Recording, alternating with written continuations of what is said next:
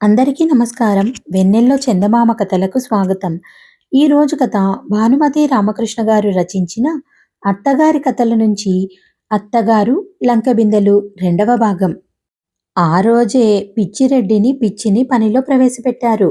పాత పని వాళ్ళను పంపించేసి ఇంట్లో అంటులు తోమి, ఇల్లు శుభ్రం చేసి, బట్టలు ఉతికి ఆరేయాలని, బియ్యంలో రాళ్ళేరాలని, ఇంకా ఇంట్లో దానికి ఏం పనులుంటాయో మిగతా అన్నీ చెప్పారు. అన్నింటికి పిచ్చిరెడ్డి అట్టానే అట్టానే అంట మొదలెట్టాడు. పిచ్చి వాళ్ళిద్దరినీ గుడ్లప్పచెప్పి చూస్తూ నిలబడింది. మా అత్త చెప్పే పనులన్నీ తనకి కాదన్నట్లు దాని వాలకం చూసి మరి కాస్త ఒళ్ళు మండింది మా అత్తగారికి.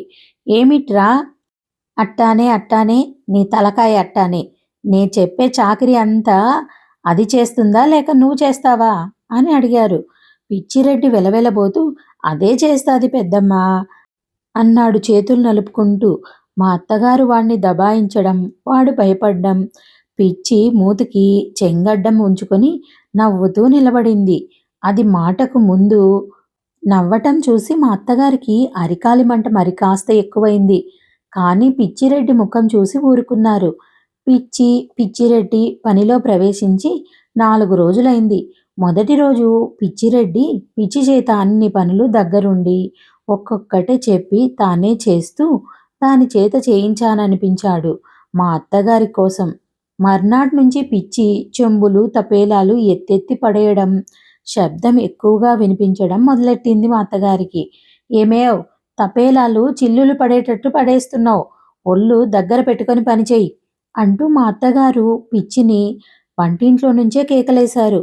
వెంటనే వెనక గుడిసెలో చద్దన్నం తింటున్న పిచ్చిరెడ్డి పరిగెత్తుకొచ్చి పిచ్చి చేతిలో గిన్నెలన్నీ భద్రంగా తీసుకొని మా అత్తగారు చూడకుండా గబగబా శుభ్రంగా తోమి పెట్టేశాడు. తలతలలాడుతూ మెరిసిపోతున్న గిన్నెలు తపేలాలు పిచ్చి లోపలికి తెచ్చింది. ఇవన్నీ నువ్వే తోమావంటే అని అడిగారు మా అత్తగారు సూదుల్లాంటి చూపులతో దాన్ని గుచ్చుతూ. వెంటనే పిచ్చి బుగ్గలు సొట్టలు పడేటట్టు నవ్వింది. దాని నవ్వంటే నాకెంత ఇష్టమో, మా అత్తగారికి అంత ఒళ్ళుమంట. ప్రతి మాటకు అది నవ్వుతుంది. నేను కావాలని దాన్ని నవ్వించేదాన్ని. పిచ్చి నవ్వేటప్పుడు దాని బుగ్గలు సొట్టలు పడ్డం చూడాలనిపించేది.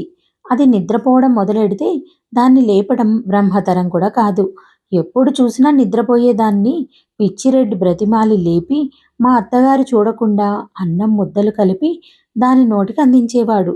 అది నిద్రమత్తులోనే విసుక్కుంటూ అన్నం తిని మళ్ళీ పడుకొని నిద్రపోయేది. చిన్నపిల్ల కంటే అన్యాయంగా ఏడిపించేది పిచ్చిరెడ్డిని. పిచ్చిరెడ్డి చీకటితో లేచి అంట్లన్నీ తోమి కల్లాపి చల్లి గొడ్ల పని చూసి తర్వాత పిచ్చిని నిద్రలేపేవాడు. అది ఒక్క పని చేయకపోగా దాని పనులన్నీ వాడు చేస్తుంటే అదిగో పెద్దమ్మొచ్చే, ఇదిగో పెద్దమ్మొచ్చే అంటూ వాణ్ణి భయపెట్టి వాడు ఉలిక్కి పడితే విరగబడి నవ్వుతూ ఉండేది. మేడ మీద నుంచి నేను చూస్తున్నానని తెలియక ఒకసారి పిచ్చి జామ చెట్టెక్కి కూర్చుంది. జామకాయలు కోసి ఒక్కొక్కటే అంట్లు తోముతున్న పిచ్చిరెడ్డి బట్టతల మీదకి విసిరేస్తూ వాణ్ణి ఏడిపించడం మొదలెట్టింది. దిగిరా, నీ కాలు మొక్కుతా, పెద్దమ్మొస్తాది అంటూ దాన్ని బ్రతిమాలుకోవడం మొదలెట్టాడు. అది ఇంకా పైకొమ్మలకెళ్ళి కూర్చుని వాణ్ణి మరి కాస్త ఏడిపించడం మొదలెట్టింది. మా అత్తగారు రానే వచ్చారు పెరటి వైపుకి. ఆమెను చూస్తూనే పిచ్చి ఒక్కసారిగా అంతెత్తు నుంచి కిందకి దూకింది. పిచ్చిరెడ్డి గుండె ఒక్క క్షణం ఆగిపోయింది. పిచ్చి కింద పడ్డ జామకాయలన్నీ ఏరుకుని గుడిసెలోకి పరిగెత్తింది. మా అత్తగారికి మిన్ను ముట్టేతంత కోపం వచ్చింది. తక్షణం వాళ్ళిద్దరినీ పంపించేయాలనుకున్నారు. కానీ తెలంగాణ వాళ్లకు లంకెబిందెలకు ఉన్న లంకె ఆమె నోటికి కూడా లంకె వేసేసింది. పొగరుమోతు గాడిద, అదెందుకు పనిచేయదు? అసలు దాని పని నువ్వు చేయడం ఏమిటి? అది మగరాయిళ్లా చెట్టెక్కి కూర్చోవడం ఏంటి అంటూ పిచ్చిరెడ్డిని నిలదీశారు మా అత్తగారు. వాడు వణికిపోతూ, పోన్లే పెద్దమ్మా, రెండో పెళ్ళి ఎరక్కపోయి బుద్ధిగడ్డి తిని చేసుకున్నా.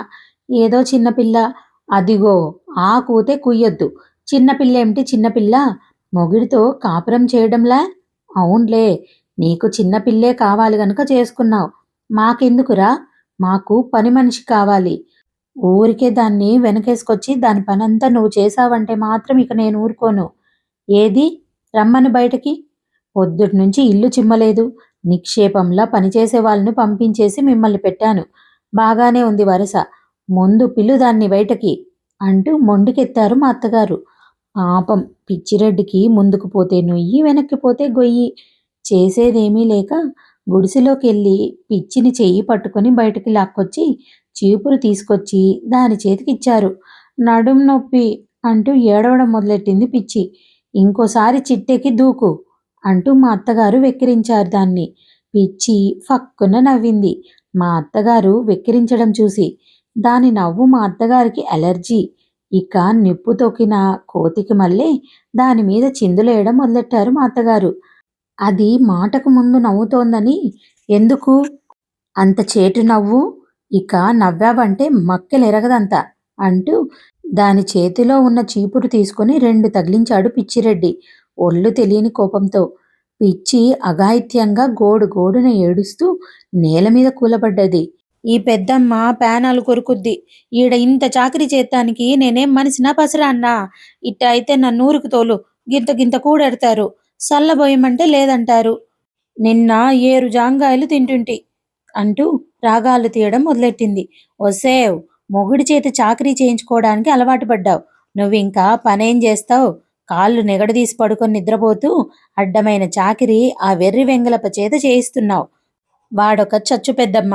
ఏంటే ఈ పని అంటూ రోజు 2 తగిలిచ్చేవాడైతే నువ్విట్లా పాటు పడతావా అంట. అదిలించేవాళ్ళు లేక నీ ఒళ్ళు ఇట్ట బలిసిపోయిందే అంతే అంటూ అత్తగారు దాన్ని తిడుతుంటే అంత ఏడుపులోనూ ఆమెను చూసి నవ్వడం మొదలెట్టింది పిచ్చి. ఆసి దొంగబడవా? కళ్ళబొల్లి ఏడుపులేడ్చి నా కళ్ళు గప్పాలని చూస్తున్నావా? పద ముందు చీపురు తీసుకొని చిమ్ము ఇల్లంతా. ఇక నీకు వాడు లాభం లేదు. నీ తిక్క నే వదిలిస్తా అంటూ మా అత్తగారు పక్కనే ఉన్న పాత గొడుగు తీసుకుని పిచ్చి వెంట పడ్డారు. అబ్బబ్బా! ఈ పెద్దమ్మ పేనాలు కొరుకుద్ది. ఇట్ట అయితే నీడ ఉండను. నన్ను పెదరాంస్వామి ఇంటికి తోలు అంటూ ఏడుపుతో కూడిన సనుగుడుతో కాళ్ళు ఈడ్చుకుంటూ కళ్ళు తుడుచుకుంటూ చీపురు తీసుకొని చిమ్మటానికి బయలుదేరింది పిచ్చి. మేడ మీద చిమ్ముతుంటే దాన్ని అత్తగారు వినకుండా అడిగాను. ఒళ్ళొంచి పని చేయడం నేర్చుకోరాదా? మొగుడు చేత అంట్లు తోమిస్తే ఏం బావుంటుంది?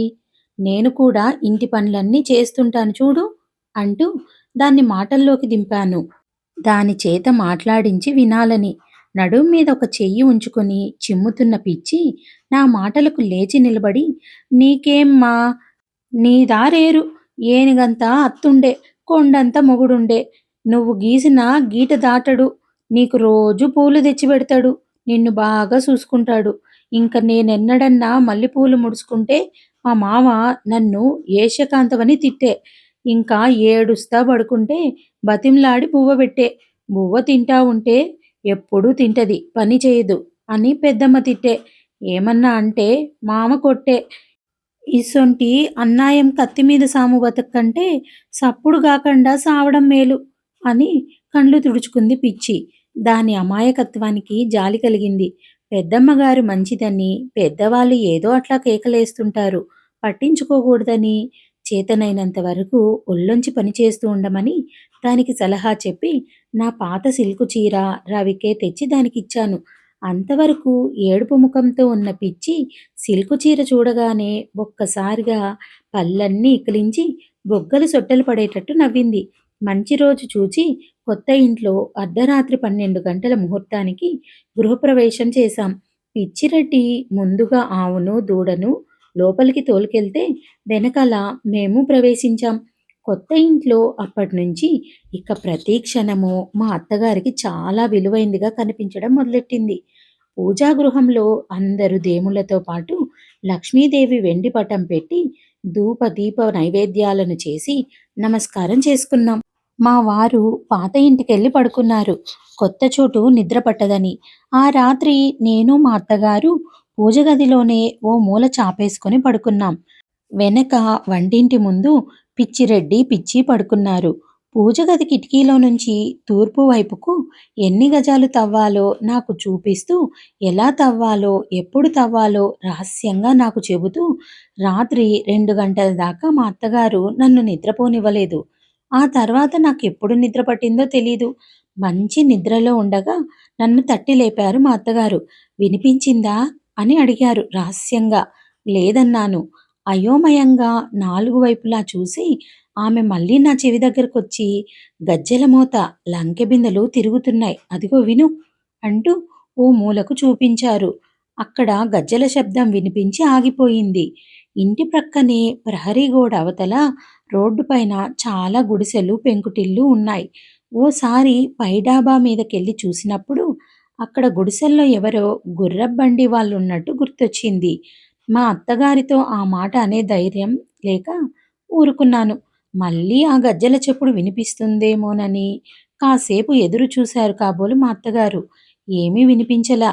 కానీ సడెన్‌గా పెద్ద గురక వినిపించడం మొదలెట్టింది. మా అత్తగారి ముఖం ఒక్కసారిగా వికసించింది. మళ్ళీ "విను విను" అంటూ నా భుజం కుదిపారు. చెవులు రిక్కించి విన్నాను. ఎవరో బ్రహ్మాండమైన గురకాసురుడు ఆ పక్క గుడిసెల్లోనే నిద్రపోతున్నాడని గ్రహించాను. కానీ మా అత్తగారు అది మనిషి గురక అంటే నమ్మరు. నోరు మూసుకుని ఊరుకున్నాను. నన్ను తన వెంట రమ్మని సంజ్ఞ చేసి శబ్దం కాకుండా పెరటి తలుపులు తీశారు. ఆ వేళప్పుడు పెరటి వైపు తోటలోకి వెళ్ళడానికి నాకెందుకో భయం వేసి గుండెలు వేగంగా కొట్టుకోవడం మొదలెట్టాయి. విధి లేక మా అత్తగారి వెనకాలే అడుగులో అడుగు వేసుకుంటూ అనుసరించాను. వెనక వైపు పిచ్చిరెడ్డి, పిచ్చి మంచి నిద్రలో ఉన్నారు. నిద్దట్లో కూడా పిచ్చి కలవరిస్తోంది. "అబ్బా! ఈ పెద్దమ్మ ప్రాణాలు కొరుకుద్ది థు" అంటూ దాని ఒంటి మీద వాలిన దోమల్ని చచ్చేటట్టు బాదుకుంటోంది. ఆ చీకట్లో మా అత్తగారు ప్రహరీ గోడ వైపు నడిచి వెళ్తున్నట్టు గ్రహించాను. చుట్టూ మామిడి చెట్లు, కొబ్బరి చెట్లు, కీచురాళ్ల మోత, కప్పల బెకబెకలు, దూరాన్నించి వినిపిస్తున్న గురక అన్నీ కలిపి మరి కాస్త భీతి కలిగించాయి. ప్రహరీ గోడ వైపు వెళ్తున్న కొద్దీ ఆ గురక వినిపించడం తగ్గిపోయింది. ఎక్కడో పిల్లి అరిచే శబ్దం వినిపించింది. అది కూడా మా అత్తగారు శ్రద్ధగా ఆలకించి లంకె బిందెల శబ్దమే అన్నారు. ఉన్నట్టుండి ప్రహరీ గోడ వెనక నుంచి అప్పుడే పుట్టిన బిడ్డ ఏడుపు వినిపించింది. "వినవే వినవే" అంటూ రహస్యంగా నా చెవిలో చెప్పారు. నాకెందుకో భయంతో గొంతు తడారిపోయింది. "ఎవరిదో బిడ్డ ఏడుపు" అన్నాను. గోడ అవతల వైపు మాలవాళ్ళ గుడిసెలున్నాయని గుర్తొచ్చింది. అయ్యో చాదస్తం! బిడ్డ ఏడవడం కాదే, అదంతా లంకె బిందెలు చేసే అల్లరి. ఇక్కడున్నాం, ఇక్కడ తిరుగుతున్నామని వాటి సంజ్ఞలే అవన్నీ అన్నారు రహస్యంగా నాతో. సరే ఇప్పుడేం చెయ్యాలి మనం అన్నాను. ఏం లేదు, పిచ్చిరెడ్డిని లేపి టేపు తెప్పించి కొలవమని సన్నటి ముగ్గు కర్ర వేయించాలి. లేకపోతే రేపు రాత్రి త్రవ్వటానికి వీలుండదు అన్నారు. పిచ్చిరెడ్డి ఒక్కడే ఇంత దూరం తవ్వగలడా అన్నాను. ఓ, బేషుగ్గా తవ్వచ్చు.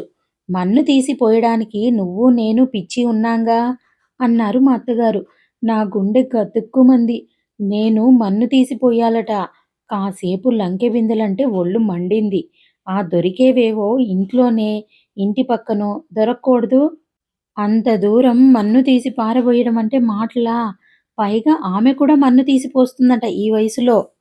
పోనీ ఏకంగా ఎక్కడ దొరుకుతాయనుకున్నారో అక్కడే తవ్వించేస్తే సరిపోతుందిగా. పూజ గది దగ్గర నుంచి తవ్వడం ఎందుకు?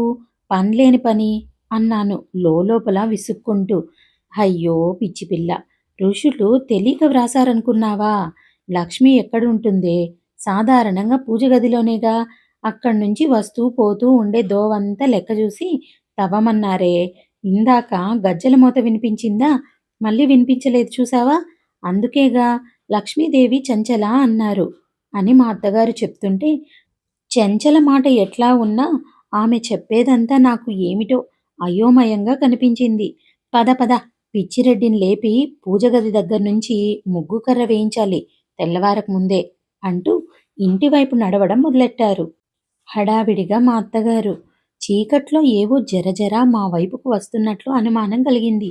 ముందుకు వేయబోతున్న కాలు చటుక్కున వెనక్కు తీసుకొని ఓయమ్మా పాములేవ్ అంటూ ఒక్క అరుపు అరిచి ఎగిరి నన్ను వాటేసుకున్నారు మా అత్తగారు. పెద్ద పెద్ద నాగుపాములు 4, సొరపాములు 2, వాటి పిల్లలు 6, కట్లపాములు 2, వాటి పిల్లలు. సకుటుంబ సపరివారంగా రెండో ఆట సినిమా చూసి ఇంటికెళ్ళే జనంలాగా మా ముందు నుంచి మెల్లిగా వెళ్ళి చీకట్లో కలిసిపోయాయి. నా గుండె కాసేపు ఆగి మళ్ళీ పనిచేయడం మొదలెట్టింది. అన్ని పాముల్ని ఒక్కసారిగా నేనెన్నడూ చూడలేదు. బహుశా ఎవరూ చూసి ఉండరేమో! హౌరా! హౌరా! ఎన్ని పాములు, ఎన్ని రకాల పాములు! నే పుట్టి బుద్దెరిగినప్పటి నుంచి ఇన్ని పాములు చూడలేదు. ఈ లెక్కన తోటలో చాలా పాములున్నాయన్నమాట. ఏమేవ్! రేపొద్దుటే ముందు పాములు పట్టే వాళ్ళను పిలిపించాలి. తోటలో ఉండే పాములన్నీ పట్టించేసేయాలి. రేపటి నుంచి ఈ త్రవ్వే పనంతా లైట్లు లేకుండా రాత్రుళ్ళే చేయాలాయె. ఇన్ని పాములు తిరుగుతుంటే ఏంటి గతి అంటా! ఓయమ్మ! ఎంత పెద్ద పాములే! అంటూ గుండెలు బాదుకున్నారు. పాముల్ని చూసి హడలెత్తిపోయిన మా అత్తగారు. మర్నాడు పొద్దుటే పాములు పట్టే వాళ్ళొచ్చారు. పాములు పట్టించాలన్నారే గాని, ఆ విషయం మా అత్తగారు గాని, నేను గాని మర్నాడు పాములు పట్టేవాళ్ళు కావాలని ఎవ్వరికీ చెప్పలేదు. వాళ్ళకెలా తెలిసింది? అసలు వాళ్ళనెవరు పంపారు? వాళ్ళను చూస్తుంటే నాకెక్కడ లేని ఆశ్చర్యం కలిగింది. ఎవరు చెప్పారు మీకు మా తోటలో పాములున్నాయని? అని అడిగాను పాములు పట్టేవాళ్ళను. అయ్యో తల్లి! మాకెవరు చెప్తారు? యాడ పాములుంటే ఆడికి మా కాళ్ళు ఈడ్చుకుంటూ వస్తాయి అన్నారు పాముల వాళ్ళు. వెనక నుంచి మా అత్తగారు నా చేతి మీద గోకి వీళ్ళు రావడం ఏమిటే వీళ్ళ తలకాయ వీళ్ళ నా ఋషులే పంపించారు అన్నారు రహస్యంగా నా చెవిలో. పాములు పట్టేవాళ్ళు రామనాథపురం జిల్లా వైపు నుంచి వచ్చిన తెలుగు వాళ్ళంట. ఆంధ్రదేశంలో కడప వైపంతా పాములు పట్టి మెప్పులు పొందిన సర్టిఫికెట్లు మా అత్తగారికి చూపించారు. ఆ ఎత్తుభారం సర్టిఫికెట్లు నాకెందుకురా? పాములు పట్టేందుకు ఏం తీసుకుంటారో ముందది చెప్పండి అని అసలు బేరంలోకి దిగారు మా అత్తగారు. వాళ్ళు పాము ఒక్కటికి రూ. 5 కావాలన్నారు పట్టినందుకు. మా అత్తగారికి అది ఎక్కువే అనిపించినా రాత్రికి తవ్వే పని ముందు పెట్టుకొని అట్టే బేరం చేయడం కూడా మంచిది కాదని సరే అన్నారు. పాములు పట్టేవాళ్ళు తోటలో 4 మూలలకు వెళ్ళి పుట్టలు, పొదలు ఉండే చోటంతా మోడి ఊదడం మొదలుపెట్టారు. వీళ్ళ తలకాయ రాత్రిళ్ళు తప్ప పగలు ఓ పలంగా బయటకొచ్చి వీళ్ళకి దొరుకుతాయా? అంటూ మా అత్తగారు వెళ్ళి మడిగట్టుకున్నారు. పాముల గొడవ నాకు వదిలేసి. 4 వైపుల నుండి పెద్ద పెద్ద పాములు 10 పట్టుకొచ్చారు. వాటిల్లో రాత్రి చూసిన పాములు కూడా ఉన్నాయి. తోటలో పని వాళ్ళంతా పరిగెత్తుకొచ్చారు.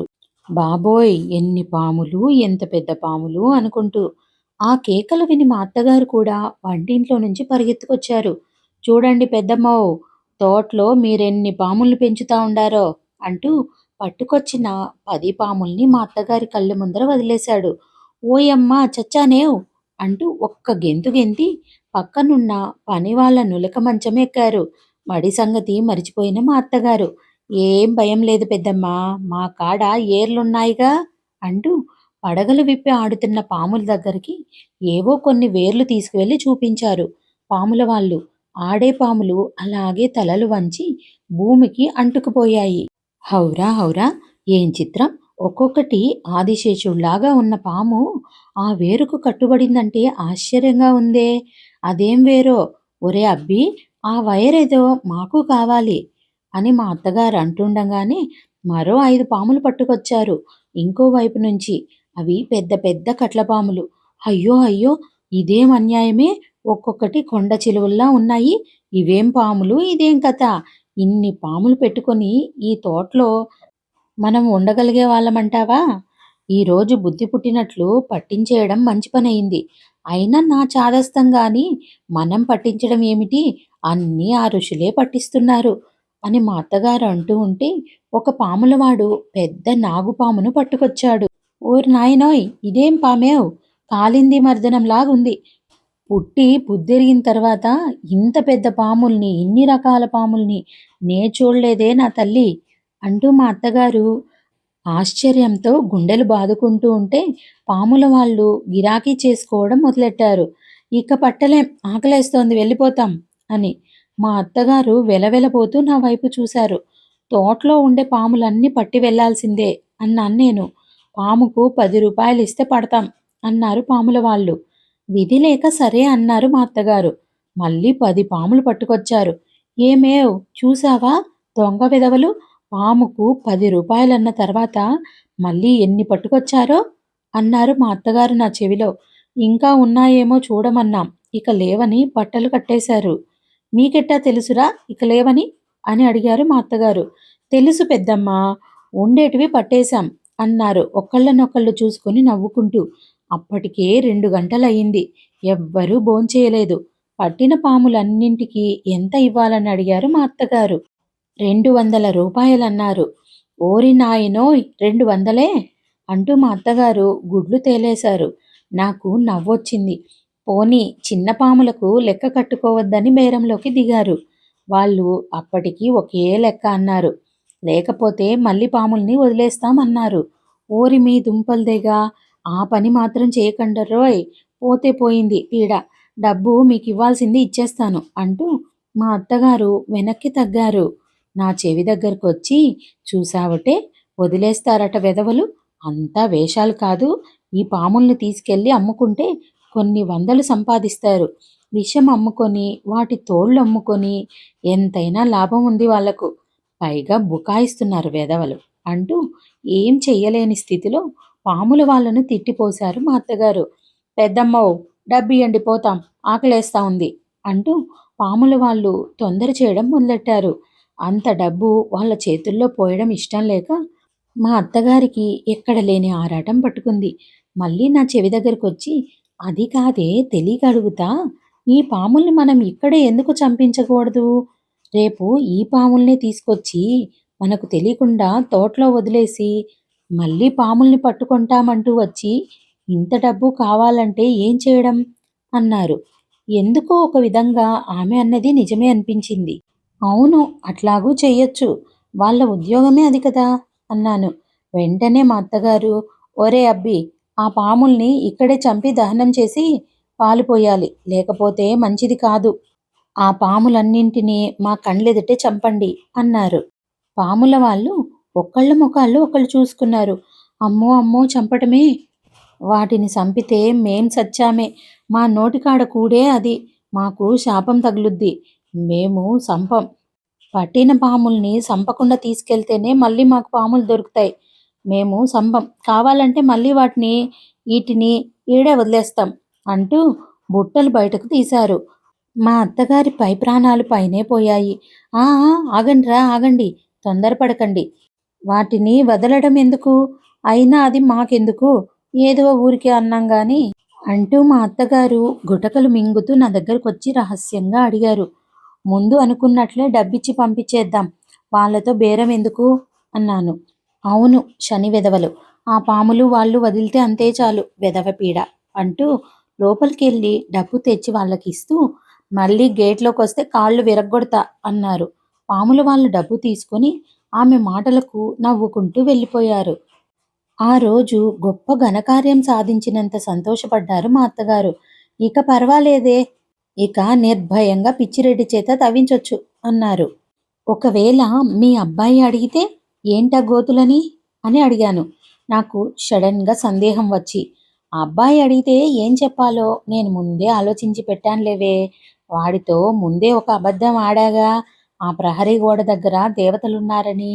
అలాగే ఇంకో 4 అబద్ధాలాడి ఏ నాగేంద్రుడి విగ్రహమో ఆ మూల ఉందని, భూమిలో పాతుకుపోయిన ఆ విగ్రహం తీసి ప్రతిష్ఠ చేయిస్తే మంచిదని నా జాతకంలో ఉందని, ఇల్లు కడుతూనే త్రవ్వించి తీయించాలన్నారని చెప్తాను. పోనీ వారికి నిజం చెప్తే ఏం అన్నాను. హవ్వా, ఇంకేమన్నా ఉందా? మీ మామగారి అపరావతారం నీ మొగుడు నన్ను ఎగతాళి చేసి అమ్మ ఆస్థావిస్తాన పడ్డాదని అల్లరి పెట్టాడు. మరి కూలీ వాళ్ళ చేత తవ్వించమంటారేమో అన్నాను. వారికి తెలిస్తే ఏమేం అడుగుతారో ఊహించుకుంటూ. అదెట్టా తవ్విస్తాం? అడ్డమైన పని వెధవలు తవ్వితే కళ్ళు పోవు, మడిగా తవ్వాలి. అందులోనూ అర్ధరాత్రి పూటే తవ్వాలని నా జాతకంలో రాసి ఉందంటాను. ఇన్ని షరతులు ఉన్నాయని చెప్తే వాడికే చికాకు పుట్టి నీ ఇష్టం పోమ్మా అంటాడు అంటూ మా అత్తగారు నవ్వారు. నేను గుడ్లప్పచెప్పి నాగేంద్రుడి శిల ఈవిడ బుర్రలోకి ఎప్పుడు ప్రవేశించిందా అని ఆశ్చర్యపోయాను. ఆ రోజు సాయంకాలమే మా వారు అర్జెంటుగా కలకత్తా వెళ్లాల్సి వచ్చింది. వారం రోజుల దాకా రానన్నారు.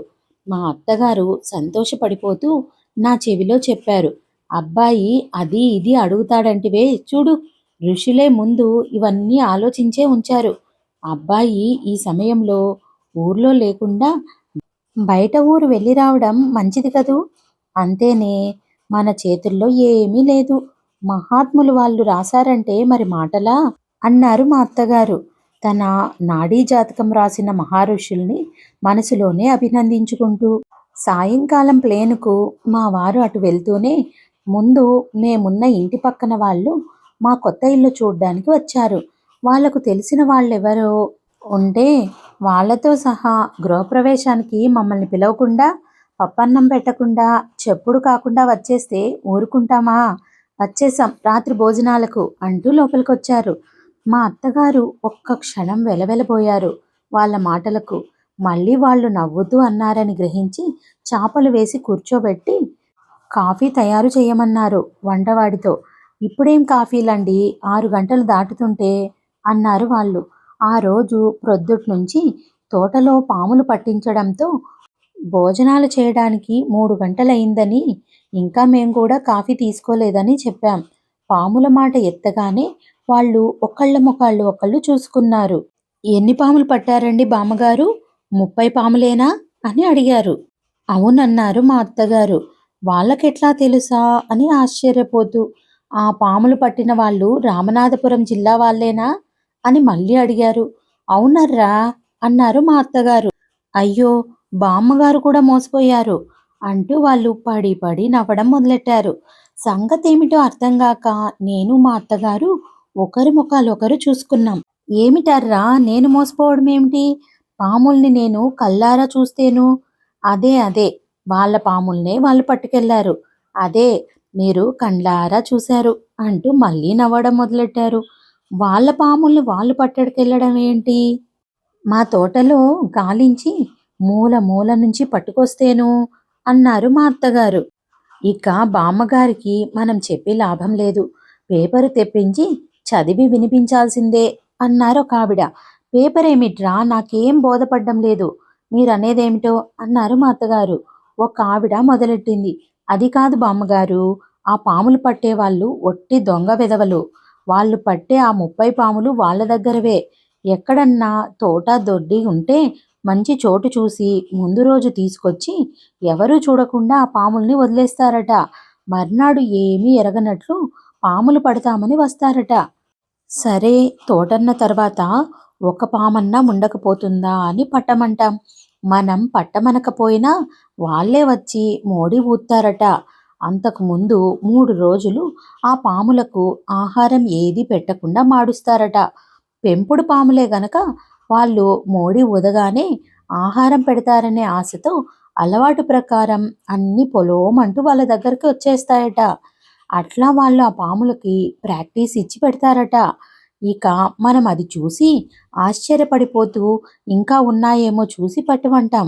వాళ్ళు వదిలిన 30 పాముల్ని పట్టుకొని మన దగ్గర డబ్బు తీసుకెళ్తారు అని ఆవిడ చెప్తుంటే మా అత్తగారు గుండెలు కొట్టుకుంటూ హౌరా హౌరా, ఎంత మోసం, ఎంత దగ. అందుకే ఆ పాముల్ని చూడగానే ఇంత పెద్ద పాములు మా తోటలో ఎక్కడున్నాయా అనుకున్నా. ఎన్ని రకాలు, అడవుల్లో ఉండాల్సినవి అంటేను. అవునట, అవి మామూలు తోటల్లో దొడ్లల్లో ఉండే పాములు కావు. కొన్ని మలబారు వైపువని, ఇంకా ఏ దేశాలవో అని చెప్పారు. అట్లా రకరకాల పాముల్ని సంపాదించి వాళ్ళు వాటి కూరలు పీకేసి ఇట్లా మనల్ని భయపెట్టి నాటకం ఆడుతున్నారు. ఇదిగో, నిన్న వీళ్ళ తోటలో కూడా ఆ 30 పాముల్ని పట్టుకుని 130 రూపాయలు తీసుకున్నారు అంటూ ఆవిడతో వచ్చిన వాళ్ళను చూపించింది. మా అత్తగారికి పాముల వాళ్ళను మింగేద్దామన్నంత కోపం వచ్చేసింది. అసలు ఆ దొంగ వెధవల్ని పోలీసులకు ఎందుకు పట్టించకూడదు మనం అన్నారు. ఋషులు పంపిన వాళ్ళు అందామనుకొని బయట వాళ్ళున్నారని నోరు మూసుకున్నా. పోలీసులు ప్రస్తుతం వాళ్ళను వెతుకుతున్నారు బామ్మగారు. ఇట్లాగే చాలా చోట్ల చేశారని పోలీసులకు తెలిసింది. మొన్న ఎవరో పేపర్లో కూడా రాశారు ఆ విషయం. అట్లా చెప్పు, దొంగ విధవలు దొరికితే చచ్చేటట్టు తన్నాలి. ఎంత అన్యాయం! 200 రూపాయలు ఎవరు తిన్నట్లు? పాముల వాళ్ళే అంటూ మళ్ళీ వాళ్ళు పడి పడి నవ్వారు. ఆ రాత్రి సుమారు 12 గంటల ప్రాంతంలో మా అత్తగారు నేను పెరటి వైపుకెళ్ళాం. పిచ్చిరెడ్డి మేలుకొనే ఉన్నాడు. పిచ్చి మామూలుగా మంచి నిద్దట్లో ఉంది. దాన్ని లేపరా అన్నారు మా అత్తగారు పళ్ళు పటపటా కొరుకుతూ. రహస్యంగా. పిచ్చిరెడ్డి తల గోక్కుంటూ, అదెందుకులే పెద్దమ్మా, నే చూసుకుంటా ఆ పనంతా. ఓరి నాపసన్నాసి, దాన్ని నువ్వే చెడగొడుతున్నావురా, ముందు దాన్ని లేపుతావా, దాన్నెత్తిన నీళ్లు పోయమన్నావా అంటూ మా అత్తగారు చెంబు తీసుకున్నారు. నీ కాలు మొక్తా పెద్దమ్మా, దాన్ని లేబ్బాక అంటూ వాడు మా అత్తగారిని బ్రతిమాలుకున్నాడు. నేను మా అత్తగారితో చెప్పాను రహస్యంగా.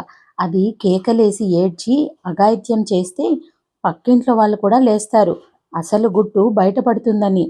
అవును, అఘాయిత్య పీనుగా అంత పని చేస్తుంది అంటూ చెంబక్కడ పారేసి, సరే గడ్డపార తీసుకురా అన్నారు పిచ్చిరెడ్డిని. అంతా సిద్ధంగుంచిన. ఏడ్నుంచి తవ్వాలి అన్నాడు. పూజ రూము దగ్గర నుంచి తెల్లటి ముగ్గుకర్ర కనిపించే లైన్లో 2 అడుగుల వెడల్పు, 2 అడుగుల లోతు తవ్వుకుంటూ వెళ్ళాలి, 20 గజాలు తూర్పు వైపుకి అన్నారు. సరేనమ్మా అంటూ తలగుడ్డ చుట్టుకొని తవ్వడం మొదలెట్టాడు. తవ్విన మట్టి నేను మా అత్తగారు చిన్న చిన్న తట్టల్లో బయటకు తీసిపోయడం మొదలెట్టాం. కాసేపటికి మా అత్తగారు చెమటలు పట్టి ఆయాసపడ్డం మొదలెట్టారు. ఆమెను వెళ్ళి తులసి కోట అరుగున కూర్చోమని నేను ఒక్కత్తినే మన్ను తీసిపోయడం మొదలెట్టాను. దాదాపు 10 గజాల దూరం తవ్వుకెళ్ళేసరికి రాత్రి 2 గంటలయ్యింది. మట్టి తీసిపోసి ఒళ్ళు అలసిపోయి చల్లగాలికి హాయిగా ఆ మట్టి మీదే పడి నిద్రపోదాం అనిపించింది. మా అత్తగారు తులసికోట అరుగు మీద ఎప్పుడు నడుము వాల్చారో మంచి నిద్రలో ఉన్నారు. చూస్తే పిచ్చిరెడ్డి మధ్య మధ్య పంపు దగ్గరికెళ్ళి నీళ్లు తాగి వస్తూ తవ్వుకుంటూ పోతున్నాడు. నేను మట్టి తీసి పోయడం చూసి వాడు బాధపడుతూ, ఏందమ్మా మీకీ కష్టం, ఎందుకమ్మా ఇంత రాత్రివేళ తవ్వమంటారు పెద్దమ్మగారు అని అడిగాడు. దేవుడు బొమ్మలు దొరుకుతాయట, అవి రాత్రిపూటే తవ్వి తీయాలట అన్నాను. మా అత్తగారు నేర్పించిన పాఠం ఒప్పగించినట్లు. ఇంక వాడు మాట్లాడలేదు. తెల్లవారుజాము 4 గంటలకు 20 గజాలు తవ్వేశాడు తూర్పు వైపుకు. ఇక దక్షిణానికి తిరగాలి. వెళ్ళి మా అత్తగారిని లేపాను. ఆమె తుళ్ళిపడి లేచి నన్ను చూసి అంతవరకు నేనేం చేస్తున్నానో గుర్తొచ్చి నా ఒళ్ళంతా పట్టి, అయ్యో నా నిద్ర పాడుగాను, నేను నిద్రపోయానుటే, ఇంతసేపు ఒక్కత్తెవు ఆ మన్ని తీసి పోస్తున్నావన్నమాట, నా బుద్ధి బుగ్గిగాను, ఏం పని చేశాను, నిన్నెంత కష్టపెట్టాను అని నొచ్చుకుంటూ అంతవరకు తవ్విన చోటంతా వెళ్ళి చూశారు. ఇక మిగతాది తవ్వేస్తే పని అయిపోతుంది అంటూ సంతోషపడిపోయారు. ఇక నువ్వెళ్ళి పడుకో కాసేపు అంటూ పిచ్చిరెడ్డిని చూసి, ఒరేయ్, రేపటితో ఈ పని అయిపోవాలి. రేపైనా నువ్వు పిచ్చిని లేపి తీసుకురాకపోతే నేను ఊరుకోను. బిడ్డ ఒంటరిగా ఎంత కష్టపడ్డది.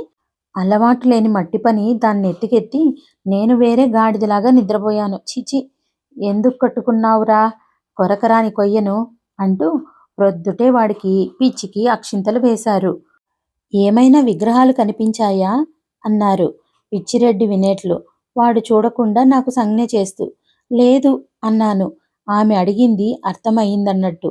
అప్పటికి ఆమెకు సందేహం తీరక నా చెవి దగ్గరకొచ్చి అడిగారు, పిచ్చిరెడ్డి ఏమైనా అడిగాడా అని. అడిగాడు, అర్ధరాత్రి పూటే తవ్వి తీయాలి ఆ దేవుడి బొమ్మలు అని చెప్పాను.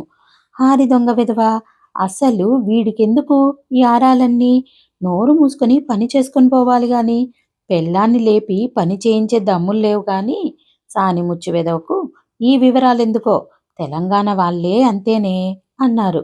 మా అత్తగారు అనుకున్న ప్రకారం మర్నాడు రాత్రి త్వరగానే తవ్వడం ఆరంభించి ప్రహరీ గోడ దగ్గరికి చేరుకున్నాం. మా అత్తగారు నిద్ర మేలుకోవడానికి విశ్వ ప్రయత్నం చేశారు. కాస్త అట్లా నడుము వాలుస్తానే అంటూ వెళ్ళి తులసికోట అరుగు మీద వాలారు అంతే.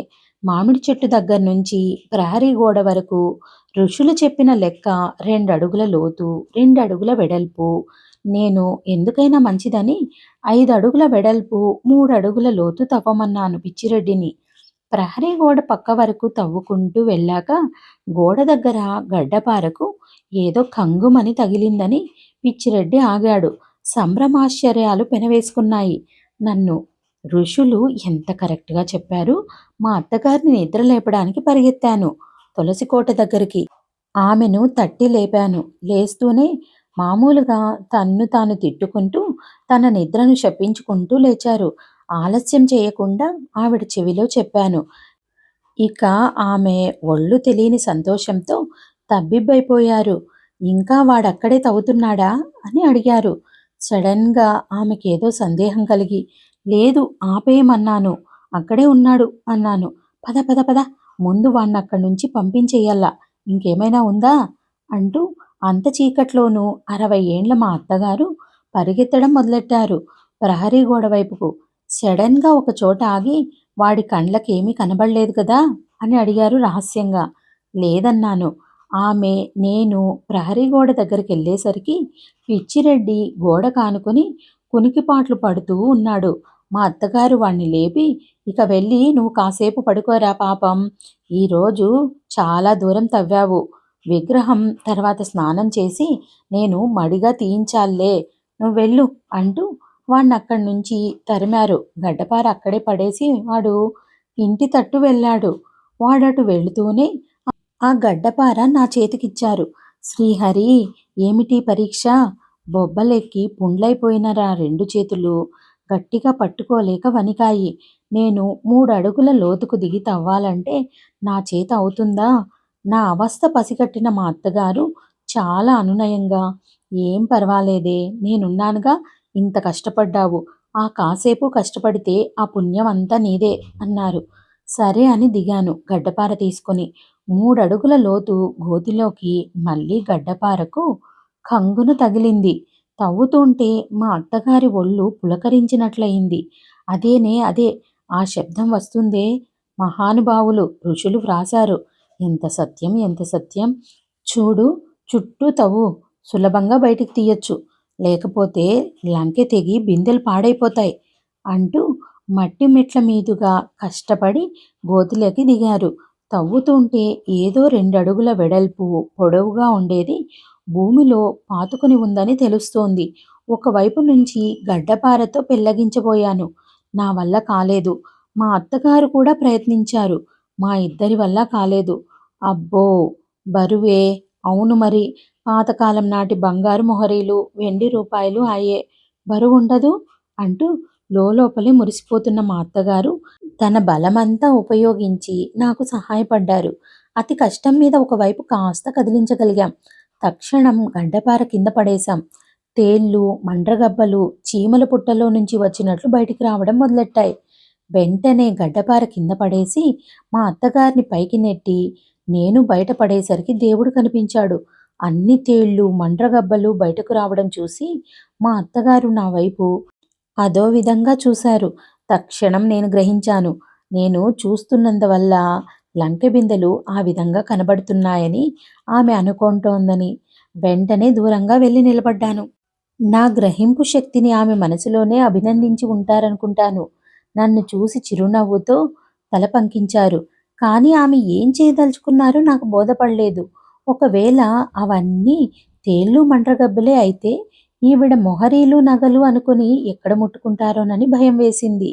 ముట్టుకోవద్దంటే ఏమంటుందో, అట్లా ఆవిడ కూడా తటపడాయిస్తున్నారని గ్రహించాను. కాస్త ధైర్యం చేసి దగ్గరికెళ్ళి, నీకెట్లా కనిపిస్తున్నాయి అవన్నీ అని అడిగాను. నాకు ఆ మండ్రగబ్బలే కనిపిస్తున్నాయే, ఒకవేళ ముట్టుకుంటే బంగారం అయిపోతాయేమో అన్నారు. వద్దన్నాను. మరి ఎట్లాగే అన్నారు. ముందసల గడ్డపారకు తగిలిందేమిటో చూద్దాం అన్నాను. సరేనన్నారు మా అత్తగారు. పైన మట్టి మూసుకుని ఉన్న ఆ ఘన పదార్థం మీద దగ్గరలో ఉన్న బావిలో నుంచి నీరు తోడి 4 బిందెలు నీళ్లు తెచ్చిపోసి టార్చ్ లైట్ వేసి చూశాను. నా కండ్లను నేనే నమ్మలేకపోయాను. కథల్లో వింటాం, సినిమాల్లో చూస్తాం. నిజంగా జరుగుతుందంటే అట్లాంటిది నమ్మటానికి ఎంత మాత్రం వీల్లేదు. మా అత్తగారు ఏదైతే అబద్ధమని ఆడారో ఆ నాగేంద్రుడి శిలే దొరికింది. 2 పాములు మెలిక వేసుకొని ఉన్నట్లు చెక్కబడ్డ ఆ శిల మా అత్తగారిని పిలిచి చూడమన్నాను. ఆ అంటూ మా అత్తగారు షాక్ తిన్నట్లు ఫిట్స్ వచ్చి పడిపోయారు. పక్కనే కూర్చున్నాను ఆమె లేచే వరకు, నీళ్ల బిందె పక్కన పెట్టుకుని. కథ సమాప్తం. ఈ కథ మీకు నచ్చిందనుకుంటాను. నచ్చినట్టయితే లైక్ చేసి, షేర్ చేసి, మా ఛానల్ని సబ్స్క్రైబ్ చేసుకొని ఎంకరేజ్ చేస్తారని ఆశిస్తున్నాను. Thank you.